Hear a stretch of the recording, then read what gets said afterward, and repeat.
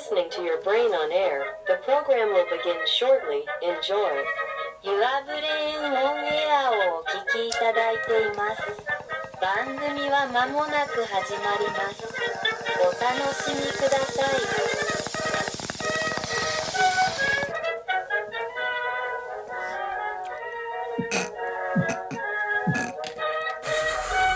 Woo! Good afternoon. Hello, everyone. Welcome to Your Brain on Air. I am your host, Ollie Vogt Larson. And Shakedown, folks, 1979. Cool kids never have the time on a live wire right up off the street. You and I should meet. If you're old, you'll fucking get it. Let's just say this, folks. We got quite a bit of news to cover today. We got quite a bit of bullshit coming up the pipeline. So enough fucking, Gen X references to try to pull in an older audience. Here, you know what? One more. No more, otherwise I'll get copywritten. Perfect. Folks, we got a lot to cover. One story. We're going to start off right away with a story that directly affects people like me. If you are not already familiar with myself, as a proud Minnesotan, as a proud lifelong resident of the beautiful state of Minnesota, with someone who's flirted with the state of North Dakota, I've always been a proud indulger in the hemp business. I discovered it a little bit when I was in my youth. I played with it here and there when I was around it, And when you're younger and whatnot, you don't really have as much access to it and whatnot. But when you're around shitty people, then they start to, it'll be on like what's it called? The tables, the couch, like right out in front where the kids watch TV and shit and whatnot. Like you're in certain dens as a kid, you know what I mean, where it's a little more accessible. So weed has always been kind of like this, not exactly prevalent theme in my life. I would say that after I graduated high school, I started routinely smoking because that's just, it helped. It is, I will admit it, I'm dramatically addicted. I love the way it makes me feel. It will hopefully never stop making me feel this way. It works for me. It's a high that, whatever. I don't drink nearly as much as I used to now, so I consider that a win. And most people who do weed nowadays should consider that a win. If you're not drinking as much, then that's something. It's not... Listen, weed is not the best thing for you. I'm not like a hippie that's going to be like, yeah, man, your life's going to be extended if you fucking smoke this, and it's just going to make you way at centered. No, if it works for you, it works for you. If it makes you feel a certain way, it makes you feel a certain way. If it makes you freak out, it's not for you. That's it. There's no other way to slice it. Listen, weed is one of those things where I think we need to have an honest conversation where, okay, all right, so we got to talk about this. As weed people, there's a lot of conversation about whether or not it's an addictive substance. It's a, what's it called? Yes, it is. I think that potheads, especially people that are really vehement about weed, people like me, people that are like fervent users, fervent defenders, we need to recognize the fact that there is a habit-forming element to this thing. Obviously, it's a skill issue. Like, if you do get addicted to weed, it's like a you problem because... My God, dude, if weed is really something that's going to shake you to your inner core and it's going to be your demon, you don't want to touch anything else. I'm just going to let you know. Mushrooms were peak. I will say that. Mushrooms were one of my favorite experiences. I haven't messed around with it nearly as much after about 2024 was the last really solid trip that I had. But I was like, I don't think that's entirely fair because I also did get viciously high in early 2025 on mushrooms, and I went to Aldi's, and I had a horrific shopping experience. I was on my way home, and the road in front of me, the sidewalk and whatnot, my fiance was there with me. Everything looked like it was going forward, and then it was a weird experience. Folks, weed is one of those things where if it works for you, it works for you. If it doesn't, it doesn't. And I can't slice it any other way. And if you're weak for weed, I'm sorry, it's kind of a skill issue. Like, yeah, buddy, stay away from drugs overall. It's not your thing. It's really not. If you have an addictive personality or whatever, and you like are smoking when the moment you wake up, bro, I'm dignified. I don't have a hit until I come on the show. I come on the show and I take a hit and I have fun with you guys. And then I have some coffee to keep me sharp. It's really good. Folks, the United States government shutdown is to end after 43 long days, but not without its snags on THC. and ACA, but that's another three-letter acronym that I'm going to be honest with you, nobody gives a shit about in comparison to THC. Fuck Obamacare, I'm enrolled, I don't care, I get free healthcare through the indigenous population. Thank you, White Earth Reservation, appreciate it. Sorry, whiteys, you're going to have to struggle with this, but you know. Get off our land! I don't know.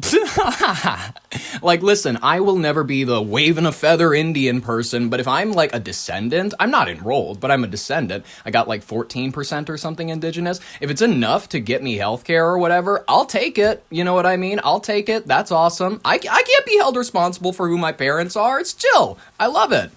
Folks, after a record-breaking 43 days, the United States government shutdown has officially come to an end after former President Donald Trump, former and current, signed a bipartisan spending bill late Wednesday night. The shutdown, the longest in United States history. Folks, you were here to witness history with me. This is great. Isn't it fantastic?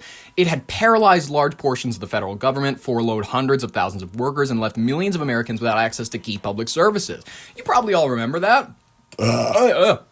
Fuck, that coffee is giving me bad acid reflux, but seriously, it was like a weird time to be alive. Critical programs such as food aid, national parks, the housing support were suspended or even severely limited, and many federal employees were forced to work without pay, as we remember. TSA was giving them some trouble and whatnot. I'm TS motherfucking A. We handle shit. They haven't been handling shit the last 43 days. I'm sorry to say it. That guy from Get Out is wrong. The reopening comes after weeks of tense negotiations between congressional leaders and the White House, which finally produced a temporary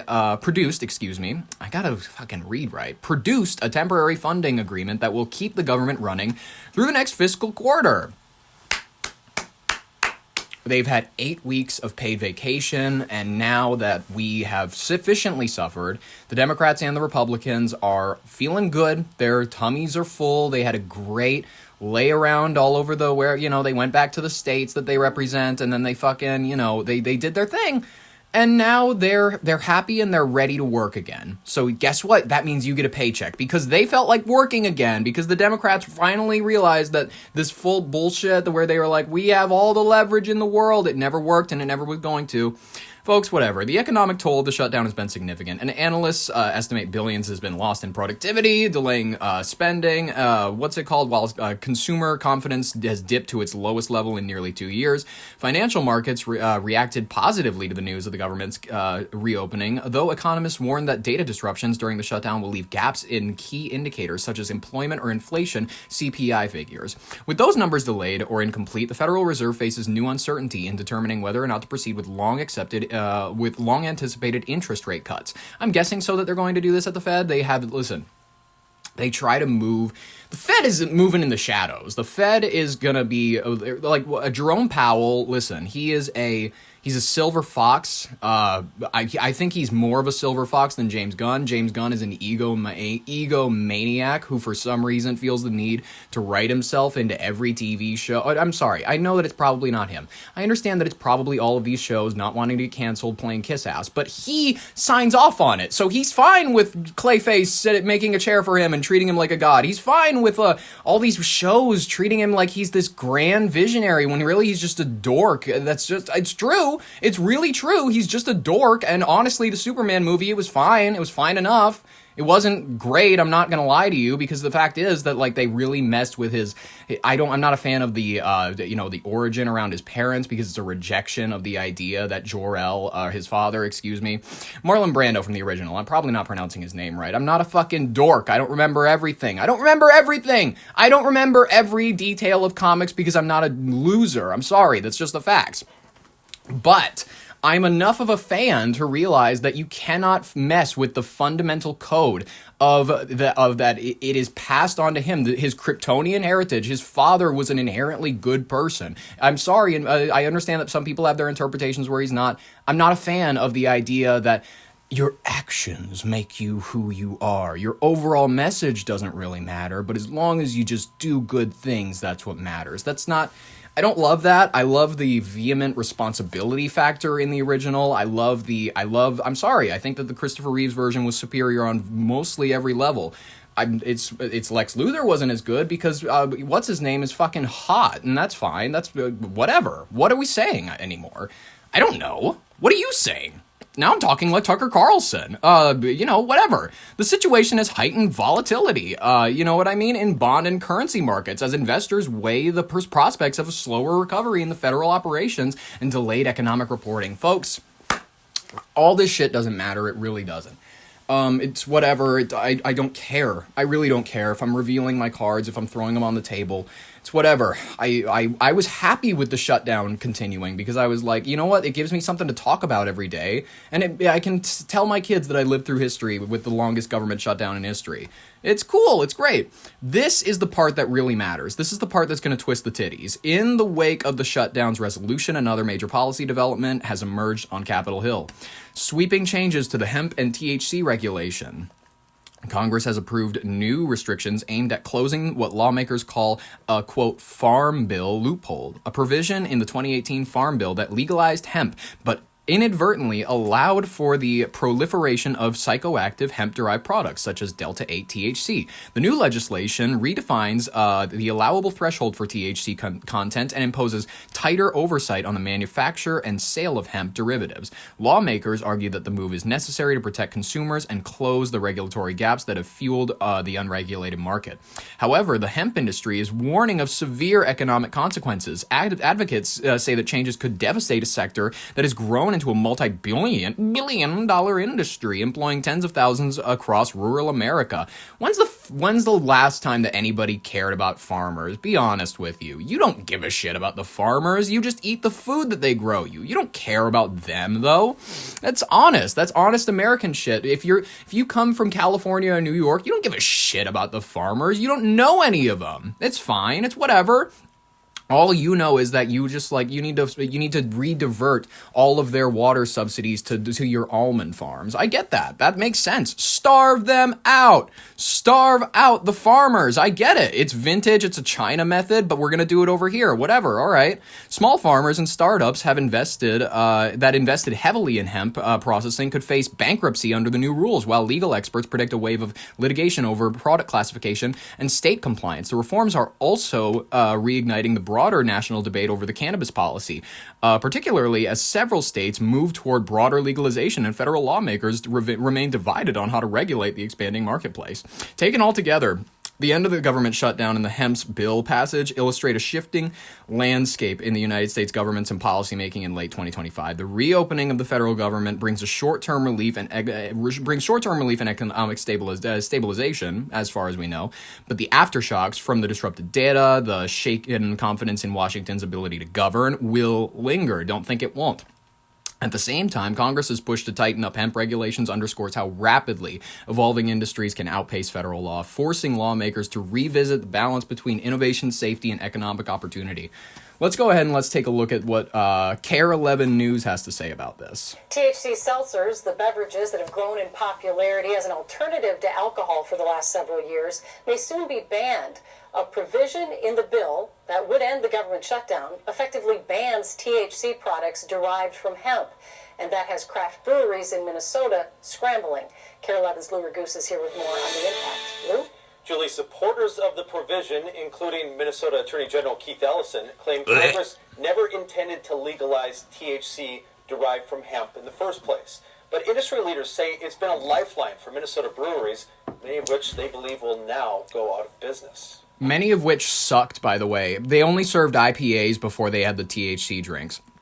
I'm going to be honest with you. I'm not a bar guy. I've never been a bar guy. Never been a bar person. I've never had the big urge to go out and drink with people. I'd rather sit at home. It's what I'd rather do. But I understand that the beer culture, the bar culture, it's still alive with Gen Z to some extent. But it's a different era. I think that, you know what, I'm going to wait until the end of this clip. I'm going to wait until the end of the greater clip to give you guys the Ollie take of this, because actually, the Ollie take of this is going to be outside of the box. It's going to be something that you probably haven't even considered for yourself. It's going to be something that, honestly, you're going to look at and you're going to think that's quite a revolutionary way of thinking about this. Let's go ahead and let's just finish this up. For Kevin Hilliard, So we make 5 milligram variety packs. co-owner of Insight Brewing Company, Flavor Pixels aren't just his top seller. In our world, about 62% of our revenue comes from hemp hemp-based THC. The ability to sell the THC seltzers kept the business afloat after the COVID-19 pandemic. I think that this was absolutely critical for Insight Brewing Company to survive. But craft breweries like his are at risk if Congress effectively makes hemp-based THC beverages a federally illegal product. The initial response was anxiety. Do In it. 2018, when Congress passed the Farm Bill, it legalized hemp-derived products, allowing for the creation of seltzers like Flavor Pixels. If you were alive in the 2018, 2019, 2020, 2021 era, I would say right around the time when Delta 8, Delta 9s, and the Delta THCAs and shit, when all those hemp-derived whatevers were hitting the market, what a time to be alive. Listen, they were unmatched. Their ability to mess you up. Me and my fiance, we tripped out so hard on THCAs. We tripped out hard on Delta 9s, Delta 8s. We were living in DL at the time, Detroit Lakes, and we would make the 45-hour drive up to Fargo, I would say every weekend. We would get this one person to run into the store for us, and they would go, and we'd give them a list. It was like really oriented. It was like, we want this many vapes, this many edibles, this much milligram content. We were very scientific about it because I understood that it's like we have to get the most bang for our buck. It's kind of like when you become an adult and you listen. The adults, they shop by ABV.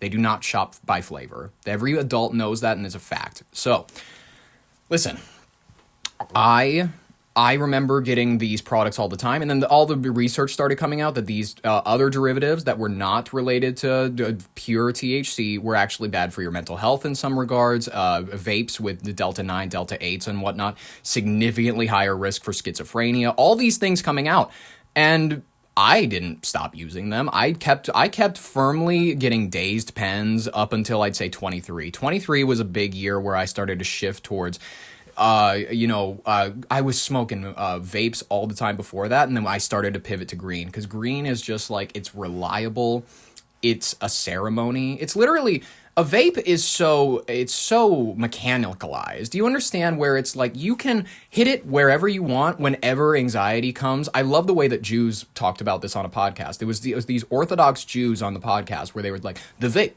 it's disgusting. The vape, and then the stress is gone. The slightest bit of stress, you put it down.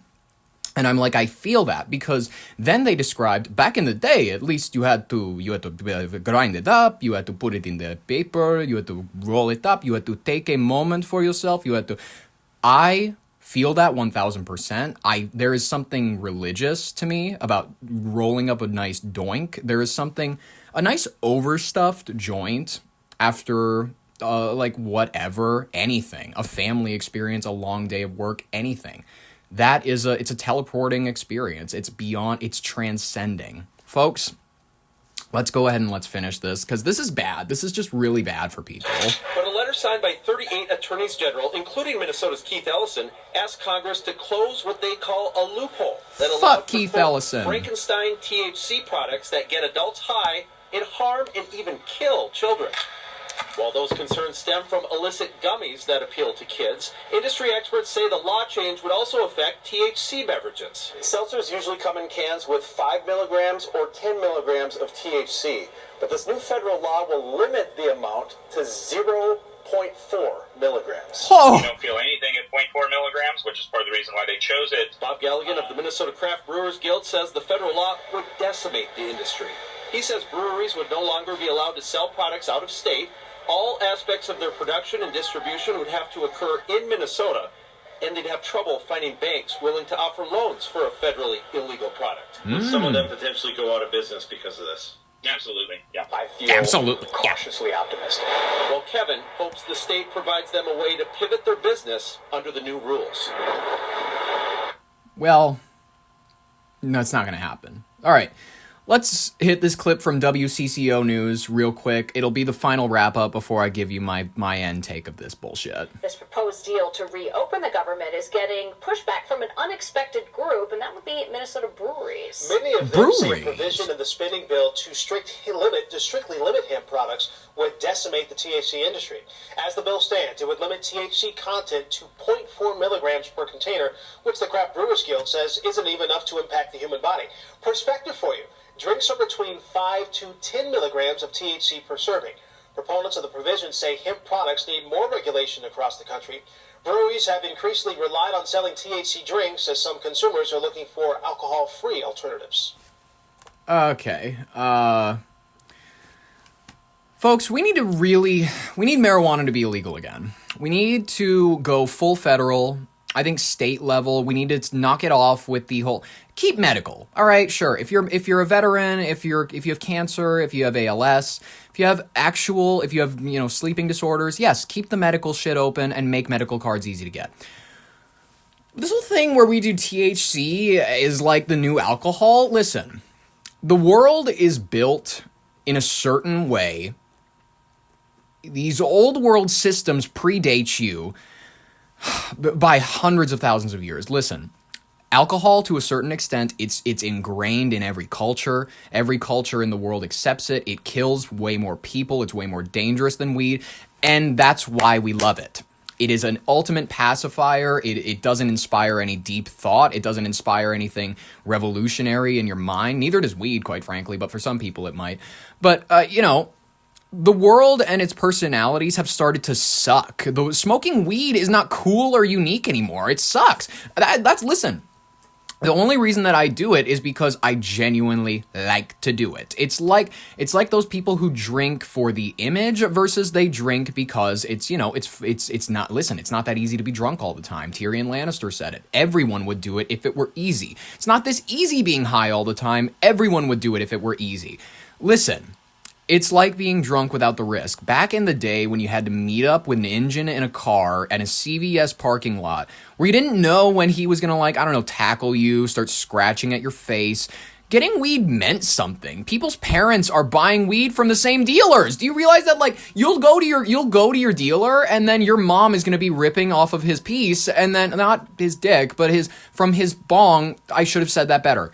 Your mom is going to be over there, she's going to be smoking with your dealer. And that's just how it works in these days. Everybody, it's so destigmatized. And honestly, there was a little bit of an allure. There was a little bit of something something, tempting, something actually that made it a little bit deep back in the day when it had this cultural stigma where it was it's a gateway drug. It'll lead you down the path to heroin. I kind of miss that era a little bit because then you at least felt like a cultural revolutionary and you didn't feel like a normal fucking, a normie.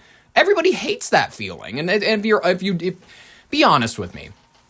Be honest with me right now. Do you really think the world has gotten significantly better since the boomers and the Gen Xers have gotten the THC seltzers? Is the world significantly better? They show up with, listen, I hate showing up to a party with people nowadays because they don't bring Miller Lights, they don't bring Coors, they don't bring anything fucking good. I'd accept Keystone and that shit's piss, but they will pull up instead of with alcohol, they'll pull up with these dumbass.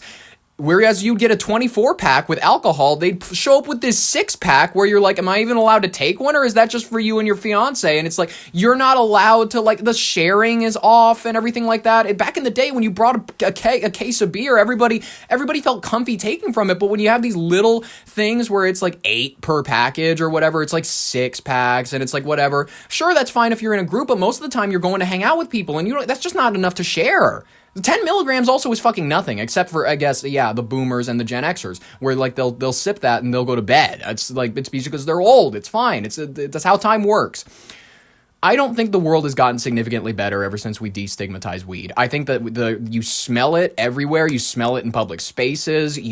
People are just high all the time. I get it because they're me. I'm criticizing people like me. They go to stores high. They just whatever. I'm saying that has the quality of life risen or lessened in general in the major cities of America since the legalization of hemp in those cities? I would say it's decreased. I would say that it's decreased. So speaking as someone who loves weed, I will consume it till the day I die, as long as they don't make it extinct, like that one plant that the Romans made it go extinct. Listen. We need to go back to a level of, listen, you will have no fun if there's no one telling you what to do. You got to be told that you can't do that. Otherwise, you have to have something to resist against. That's what I'm saying. And drinking is just, it's what It's what the normies should have. We can let the normies have the thing that rots your liver and it'll kill you at the age of 50. Have that. That's perfectly fine. But weed needs to go back to this kind of, this precious thing that not everybody has access to. I'm a bit of an elitist with this. I really don't think that weed is like a human right. I don't believe that food is a human right. We're getting into my real beliefs. I'm just kidding.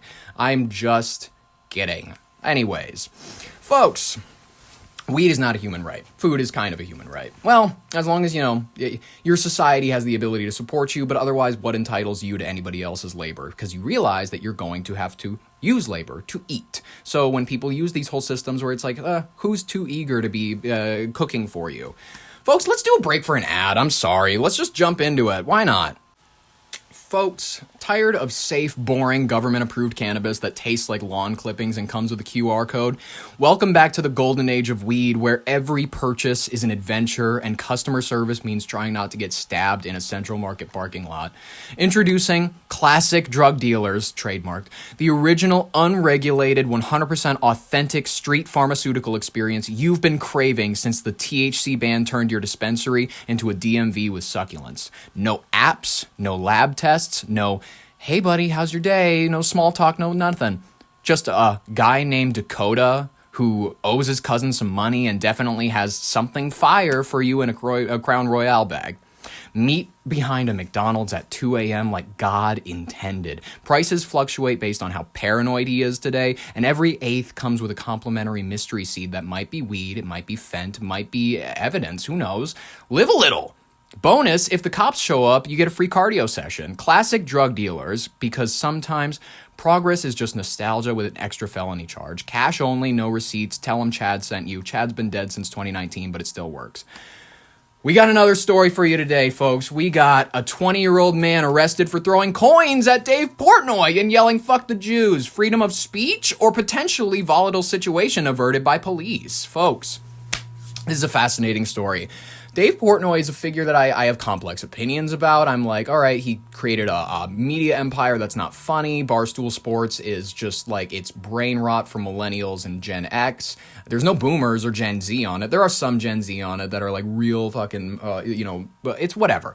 I'm not a big fan of a lot of his content. I think he can have some funny jokes. I think that his rhetoric is what gets him into trouble a lot because he's an absolutist on, everybody should be able to make jokes except for people that are making fun of Jews. Whatever. He has very mixed opinions. That's perfectly fine. This was not a situation where someone was making fun of the Jews. This was a situation where someone was just overtly saying something rowdy about the Jews, which I'm not encouraging that behavior. That's disgusting. I don't think anybody wants to encourage that behavior, but this is just a fascinating story.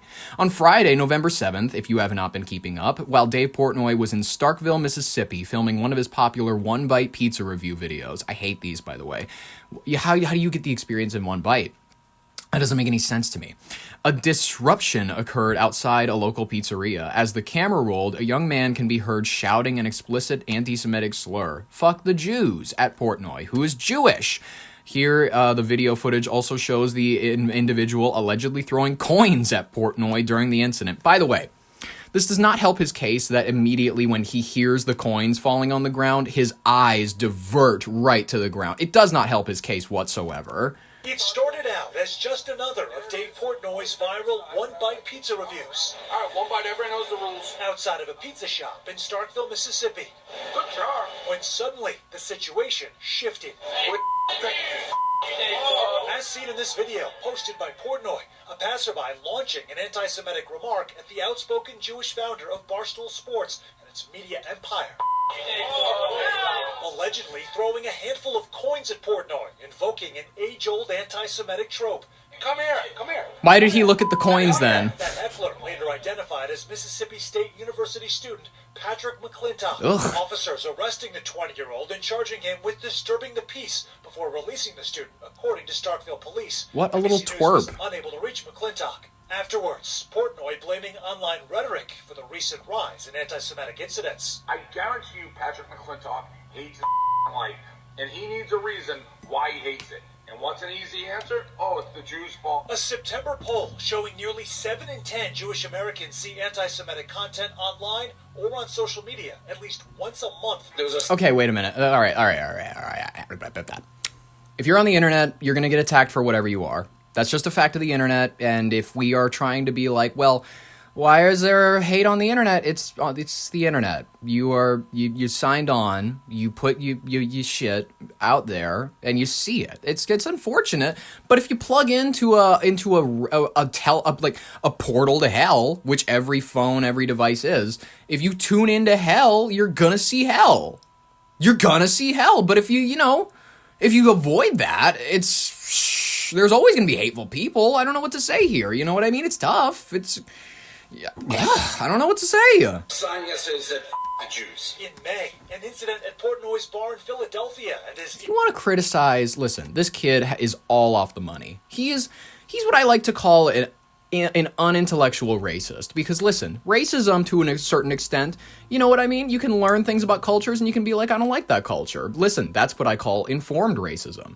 This fella is just an ignorant piece of shit. And listen, when a racist is being, like, listen, when racist people have to call out the racist and be like, listen, you're just saying shit. You're not even, like, pointing out the reasons that the Jews were kicked out of 109 countries. You're not pointing out the reasons behind, like, you're associating, you're conflating the Jews with Israel. You're buying into the talking points that a lot of these people are trying to do, when really it's just a conversation about whether or not you want to fund a tiny country that's genociding other peoples. If that's what the conversation is, but they'll immediately switch it to something about the Jews, and then this kid is an idiot who immediately goes, well, yeah, fine, I'm going to make it about the Jews. I don't understand why he did it. It's because he seems relatively uninformed. He seems like he's just, from his look, his eyes, you can just see the lack of a brain, but it's unfortunate. It sucks. Whatever. You know what I mean? I just wish that there was a really smart racist who could have walked up to Dave Portnoy and said, hey, the Jews maybe not are responsible for this, but here is why the state of Israel is ineffectual. Maybe don't do it when he's in the middle of a pizza review. Do it after. And then also drop the coins in the middle of the conversation to see if he looks at them. That's the test. There you go. And then you've made your point. That's the joke. And then whatever. You've done racism in a cleaner, less provable way. There you go. Ensuing outrage grabbing headlines after a server brought a sign reading F the Jews to a group of customers. It wouldn't have shocked me as much if I didn't see it in a bar that I owned. But yeah, the uptick in anti-Semitism has been noticeable. Did they apologize to you? Oh yeah. I mean, they were doing what I would say anybody would do. We're not anti-Semitic, it was a joke, but at this point, you're caught red-handed. And Portnoy continues to sound the alarm on the issue prior to that Mississippi confrontation, sitting down with CBS Sunday Morning. It's every day now. Like, there's a definitive shift in what's going on. Many find Portnoy himself a polarizing figure. Barstool's male-geared content frequently slammed as sexist, as the media mogul's been forced to respond to jokes that he's made about rape. He's also been accused of racially insensitive comments, which he denies. And Portnoy recently apologizing for broadcasters associated with Barstool, spreading fake rumors about a college student, Mary-Kate Cornett, as well. I would apologize. I get why the family's pissed. But Portnoy has long railed against cancel culture and for free speech, saying as much in an interview earlier this year. I stand by almost everything I've said. I think some things may be out of context, misconstrued, but if you have a fan base that knows you, that truly knows you, and mine does, they've been following for 20 years, they'll have your back. Dave Portnoy! His support base certainly does. Portnoy recently cutting a major deal with Fox Sports. He'll be a regular contributor in college football coverage this season, as his star continues to rise, even if some of his comments have proven controversial. Starkville police saying Portnoy's heckler went beyond protected speech, writing in a statement, offensive words alone are protected. Absolutely, yeah. When disrupts a public event or risks violence, they'll take steps to help maintain safety and security. Good response. Okay, listen. People are going to go, this was a freedom of speech violation. Listen, following the viral video of him, throwing the coins, Starkville Police, SPD, opened an investigation. The suspect was identified as Patrick McClintock. That's an unfortunate name. I'm sorry. It just reeks of Caucasian, and I really, ugh. He's 20 years old, a mechanical engineering student at Mississippi State University. Let's go ahead and let's just say former student at Mississippi State University. Kid You could have just said, like, fuck Bibi Netanyahu. You could have made it targeted. You could have saved yourself so much. And also throwing the coins was never a good idea, and yelling it out in the middle of, like, they're filming a thing. This is exactly what I mean. I understand that there are some people that are going to go, you shouldn't have arrested the person, and I go, well, wait a minute. They were disturbing a public event where clearly there's like a level of, you're not supposed to engage, whatever. This guy's just here trying to film some content or whatever. People are his fans or whatever. You also picked a bad audience. He was clearly surrounded by his supporters, so it was just whatever. You misthought it, my guy. Whatever. They charged him on disturbing the peace, which I think is a viable charge that'll probably stick.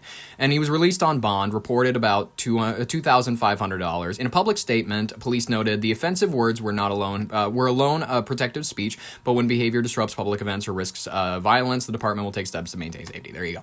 Additionally, they stated that the state of Mississippi allows courts to impose enhanced penalties if if a violation is bias motivated. In the investigation into whether the incident qualifies as is ongoing. Meanwhile, the student voluntarily withdrew from the university participation the same day. Okay, so this person was probably just planning on heading out. You know what? They're going to be on a podcast in a few minutes. Before you know it, this will be my next guest. Unfortunately, and it'll be like Tucker Carlson talking to Nick Fuentes. I'll just be like, why exactly? Why did you feel like you just needed to shout "fuck the Jews" at Dave Portnoy? He doesn't represent all the Jews. As a matter of fact, he represents a group of people I hate even more than the Jews. He represents like a Gen X millennial types with that sort of sense of humor. He represents a group of fellas that I'm not a big fan of. Like, you know what I mean? Like, target him for the group that he belongs to that genuinely can be like, oh, what, man, I don't like sports heads that are in their 30s to 40s to 50s. That's not my group of people. Dave Portnoy has publicly stated that anti-Semitic harassment has become increasingly frequent in his life. In a prior interview, he remarked, it's every day now. This definitive shift in what's going on. Stay off the internet. If you're affected by it, I'm sorry, but you just shouldn't be on the internet. It's regrettable. When you're on the internet, you gotta expect trash, like absolute shit. It's part of the deal. Folks, free speech versus public order. We don't know.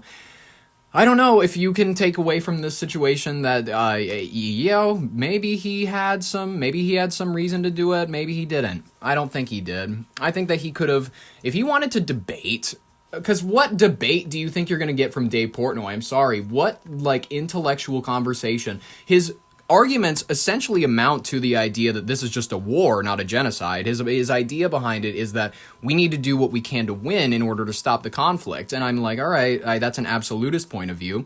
He's explicitly in support of Israel and refuses to question it to any extent. He opposes anti-Semitism vehemently, which I think most common sense people do.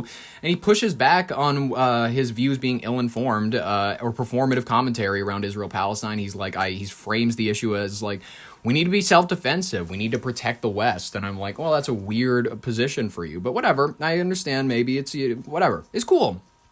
Dave Portnoy can be offended by whoever he wants. You know what I mean? And also, I will say this.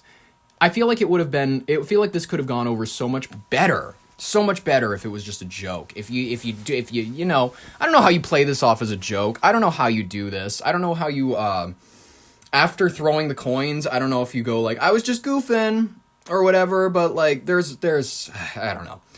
Best of luck to this Patrick kid. Best of luck to Dave Portnoy.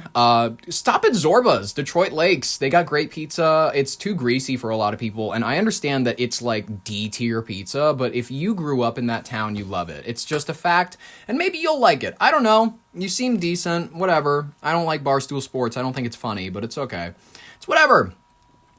Folks, we're going to run into the rapid fire section of today's headlines because we have too goddamn much to talk about. So I couldn't write a thing about every single thing that's happening today. So we're going to go ahead and we're going to read off a few of the important ones to keep your media diet healthy.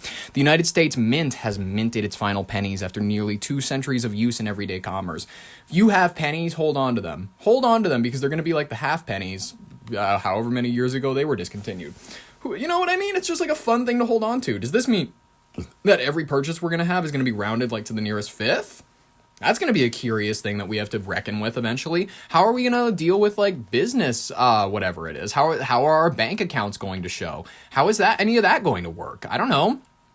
It's whatever. Trump briefed on military operations for Venezuela crisis. Top U.S. officials presented Donald Trump with a potential strike plan against Venezuela, including land operations, as the country mobilizes its military amid escalating tensions. Sources indicate the brief focused on humanitarian and security responses to the Maduro regime instability. I mean, I don't know that we need to be landing on the beaches. Venezuela, I can point it on a map. I really don't give a shit. They are one country away from a country that I barely care about, and my family, to some extent, was from there. My grandma originated from Panama, and I don't give a shit. I really don't give a shit about that region of the world. I hope that we're able to maintain our control, but to a certain extent, I'm not in favor of us with troops on the ground here. I'm not in favor of us in another war, especially when we're in the process of a proxy war with Russia right now in the Ukraine. So I'm not going to encourage it. I don't think it's a good idea.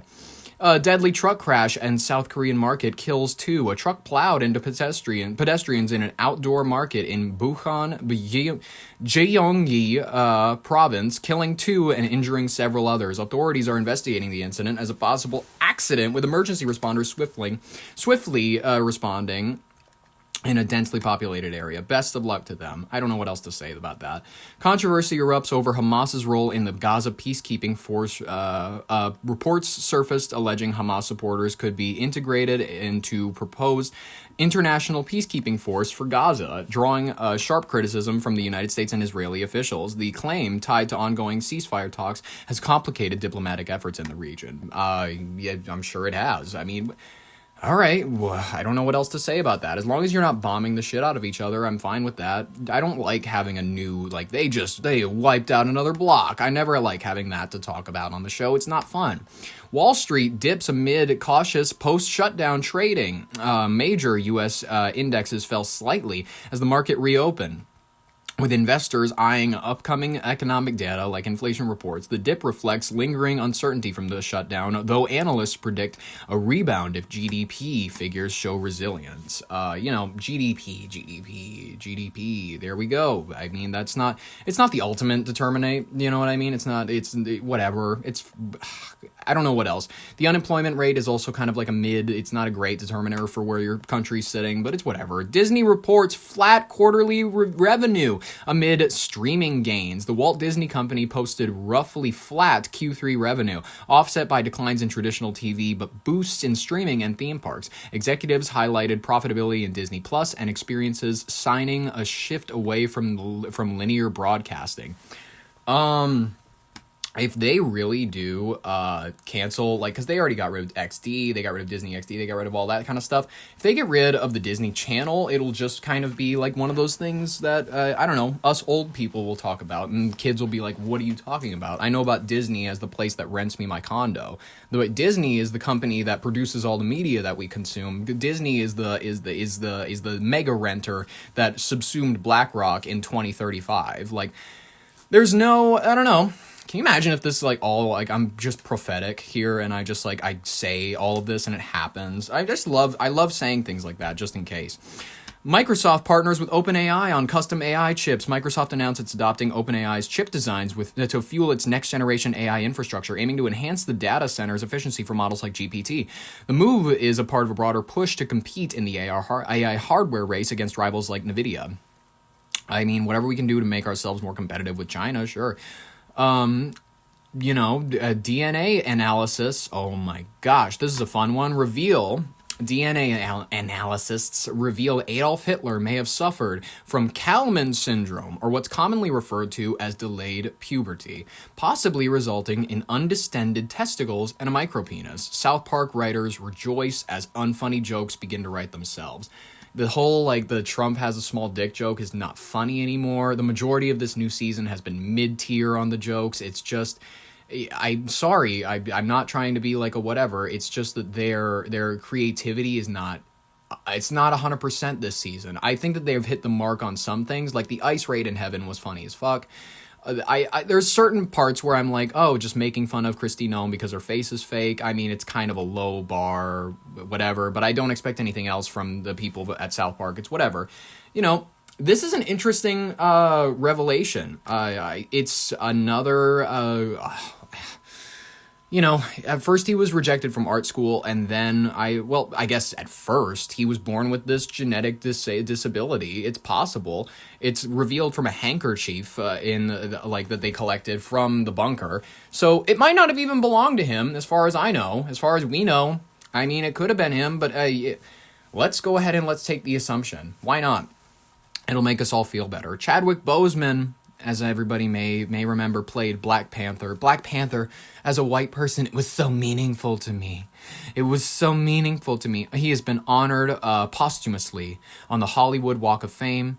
The late Black Panther star Chadwick Boseman received a star on the Hollywood Walk of Fame in the ceremony attended by the family and co-stars. The tribute celebrates his enduring legacy in film, coinciding with announcements for the 2025 CMA Award performers. I mean, I remember when he died of colon cancer. I think it was colon. I don't remember. You know what? I'm gonna make sure that I got that right. Otherwise, I'm gonna look stupid as fuck. Colon cancer, stage 3. Oh wait, no. He was diagnosed back in 2020. I don't even. Yeah, sure. Oh wait, no, back in 2016. All right, and he battled it privately. I'm so sorry about that. That is horrific. It's it sucks that they had to literally write him out of the next few movies, and he wasn't there for the Avengers. He wasn't there for any of the anything that's coming afterward, and he was really the best part of that whole movie. So that at that point there was really nothing left for me. Folks, we're jumping into our third story. Starbucks workers on strike nationwide. The Red Cup Rebellion has begun. Get ready for $20 coffee so that college students can slack. Folks, the action began on the company's annual promotional event called Red Cup Day, when Starbucks gives away festive red holiday reusable cups with holiday drink purchases. Gay and dumb. I'm sorry. I'm just really... I never understood the obsession with the cups. Ever since they changed the logo on the clear cups from green to that clear kind of white color, I don't care.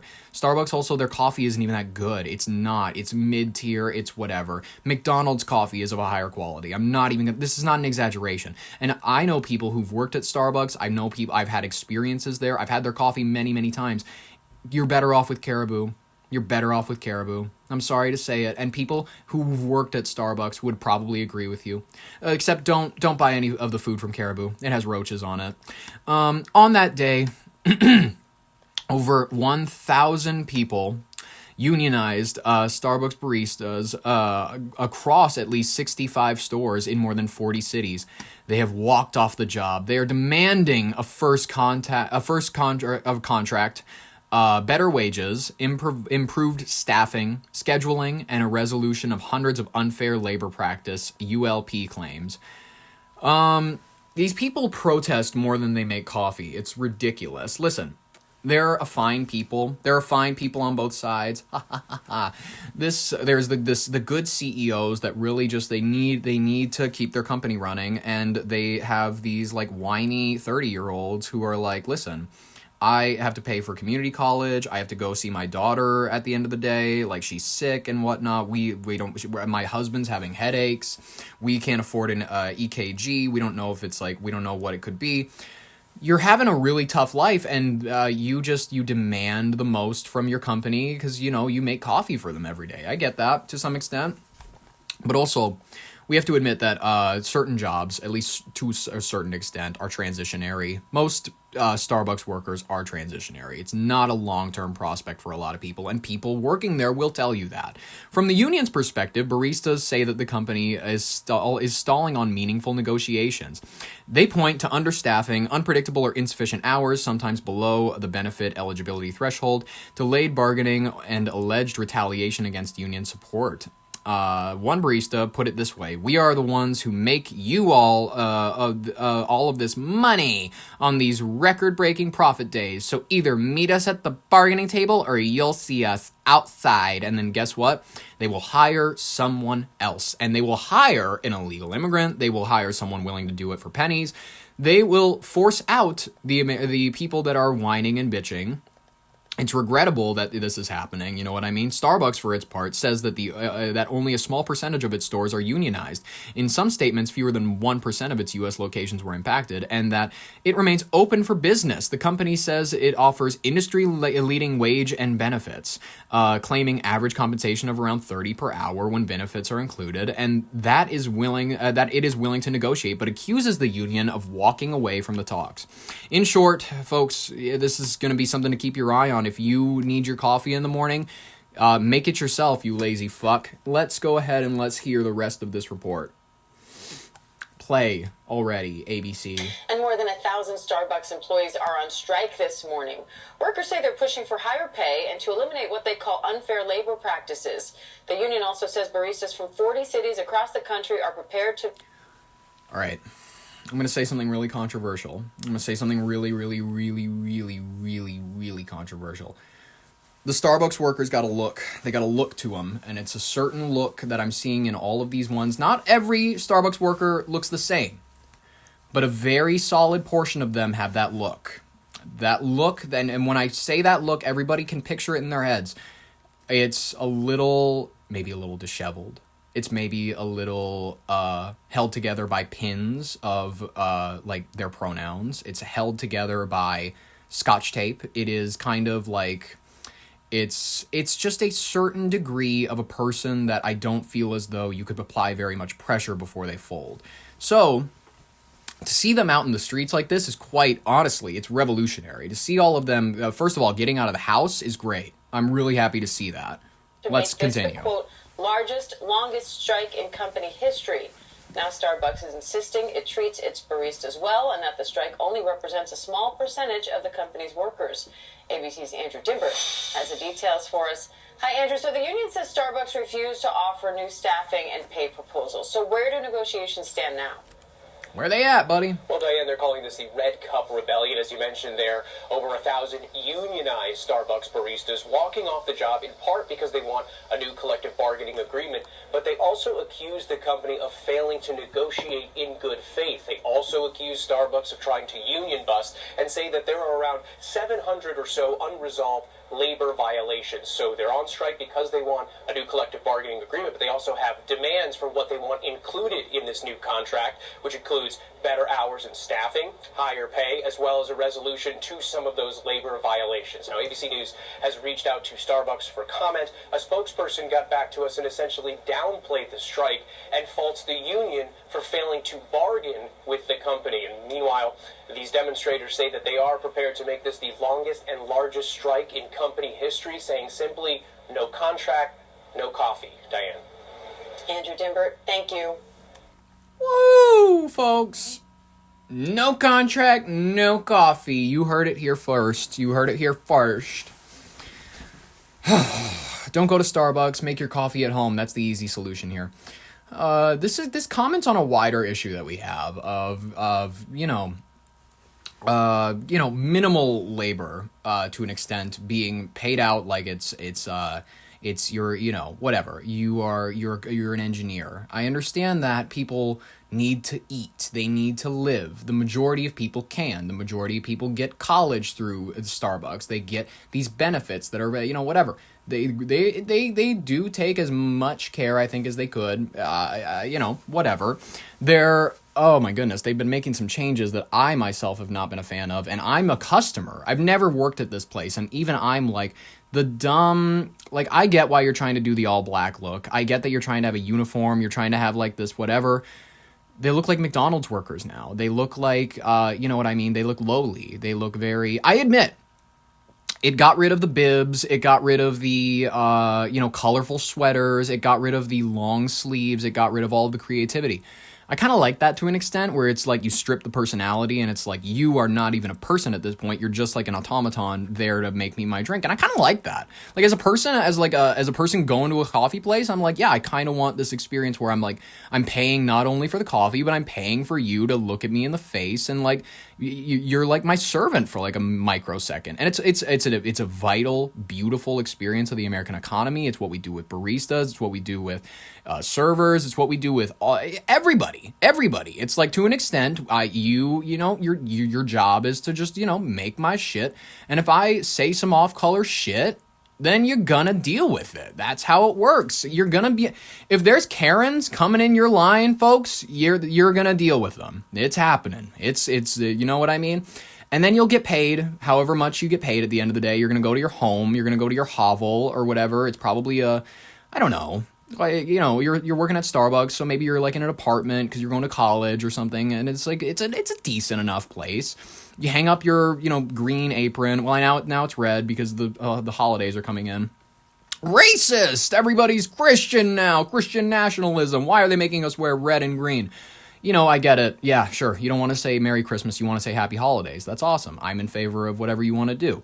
Happy Hanukkah, Happy Kwanzaa, even though no one celebrates that, not even black people. It's made up, it's fake.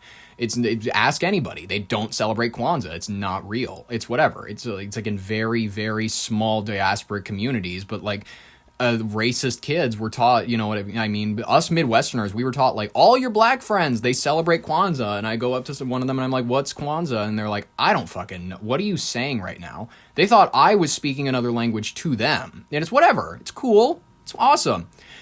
Don't expect to get your coffee anytime soon. You don't deserve it, apparently. According to them, it's whatever. They haven't been given enough. They have not been given enough. That's perfectly fine. If they're angry, do it. Do it. It's only at 65 stores, so it doesn't matter. You know what I mean? And I make my coffee at home, so this doesn't affect me. It's kind of a beautiful thing, isn't it? The way that life works, the way that all of this chaos is happening around you, and then you get to sit in the middle of it, and you get to go, how do I feel about this? How do I feel about the world? Do I just hate everybody? Do I just dislike what people choose to do with their time? And a lot of the time I do. I look at what people choose to do with their time, and I'm like, oh, that seems like a big waste of time. And then I'm sure people look at what I do with my time, and they're like, that's a big ass waste of time. And I'm like, well, yeah, that's kind of exactly what it is. It's exactly what it is. Best of luck to the Starbucks workers. I hope that you're able to get free healthcare. I hope that you're able to get, rent stabilization, free public buses. I hope they're able to Zohar Mamdani for all of you. I hope that they're able to give you everything. But it's probably not going to happen. And you will be behind the counter making me a hazelnut shaken espresso in no time. I promise you, things will be back to normal. It's like the government shutdown. It's going to be weird for a minute.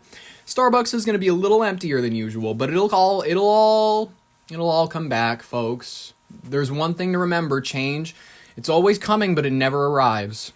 It's always coming, but it never arrives. That's a good thing to remember, folks. And I think that's what I want to leave you with today. In the meantime, I cannot wait to see you tomorrow for our Friday show. Then we're going to be back at it again Monday, Tuesday, Wednesday, Thursday, Friday. That's our usual schedule. Subscribe if you liked it. Like if you liked it. Subscribe if you want more. That's a better way to put it.